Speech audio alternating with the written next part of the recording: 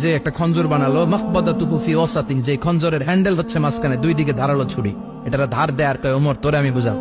প্রতিদিন ধার দেয়। সাইয়েদনা ওমরে ফারুক মসজিদে নববীর ইমাম, ওয়া কানু ইউসাল্লুনা বিগালাস, তখন ওনারা অন্ধকারে নামাজ পড়তেন আউয়াল ওয়াক্তে। আমরা তো দেরি করে পড়ি, সুন্নাহ অনুযায়ী আগে আগে পড়া ভালো। আপনি মসজিদুল হারামে গেলে দেখবেন যে কত আগে ফজর পড়ে, ফজরের 1-1.5 ঘন্টা পরে সূর্য ওঠে, ঠিক কিনা?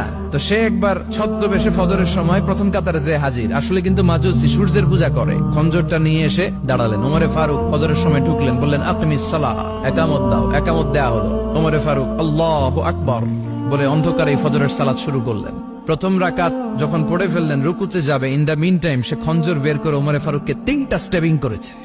একটা নাভিতে মারার সাথে সাথে নাভিটা কেটে গেল, আর একটা এই পাশে পাজরে, আর একটা পেটের মাঝখানে, পেটও কেটে গেল। ওমরে ফারুক বললেন কাতালানি আল কালব, এক কুকুর আমারে মেরে ফেলেছে। ওমরে ফারুককে পিছনে নিয়ে যাওয়া হলো। আব্দুর রহমান ইবনে আউফকে টেনে ইমামতির জায়গায় নেওয়া হলো।